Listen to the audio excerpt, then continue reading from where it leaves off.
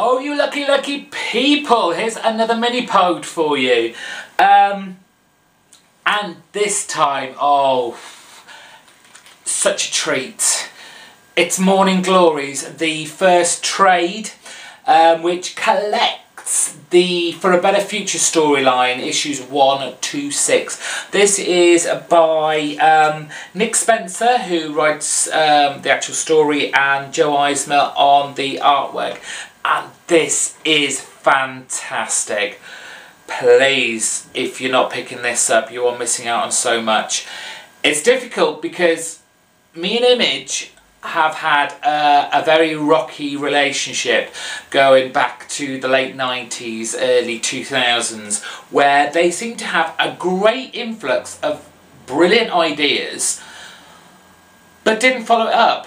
It was the whole regular issues coming out. You never knew when the next one was coming out, and I got so annoyed with it because I got so excited about all these new ideas they were giving us, and then there was nothing, and I basically forgot about the titles that I wanted from them, and they all went by the wayside. So I did give Image a wide berth for a long time, and which is why I didn't originally pick up Morning Glories. Yes, I'd heard a great deal about it. I'd heard that it was fantastic, but I was unsure whether to jump on board.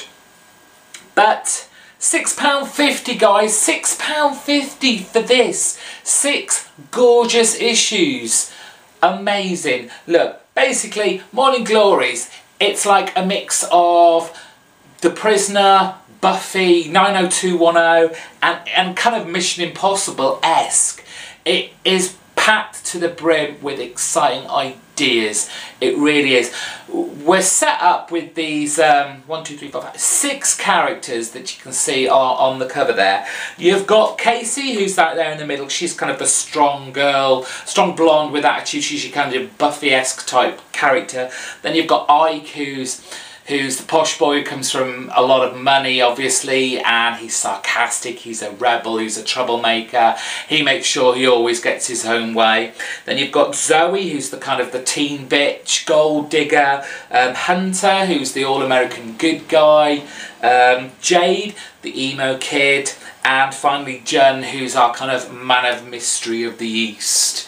And a lot of characters, but Spencer does so well in stamping their characters right from the get-go. You already know, well, you think you know already a lot about these characters, and they do, each and every single one of them have their own individual voice, and it is just such a joy and excitement to read. Basically what we have is this academy for kind of gifted kids.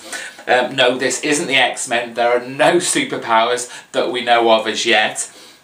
But they all go to this, they've all been accepted to this prep school. They think it's because they're the best of the best from their areas, but you know, as you go along you find out they all have the same birthdays, and there is something about these kids that all are born on the same date of the same year.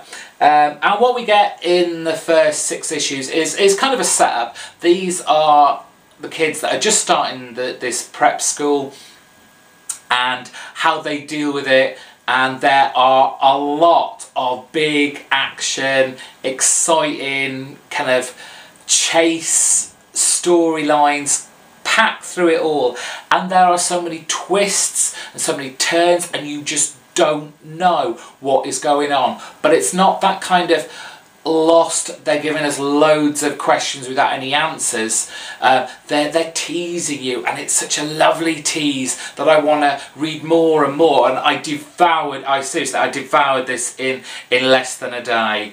It was a fantastic read, and if you aren't picking this up already, like I was foolish enough not to, I suggest you at least go and pick up this trade. At £6.50 you can't go much wrong. You probably could get it even cheaper on Amazon. But I love it. My only worry now is, do I start picking up the single issues or do I wait for the next trade? Shh.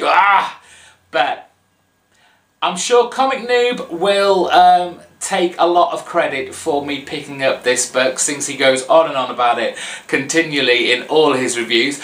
fair play to him, because this is well worth talking about, and I will give him a slight bit of credit for it. He did persuade me to go out and find this. So anyway, that's another Mini-pode.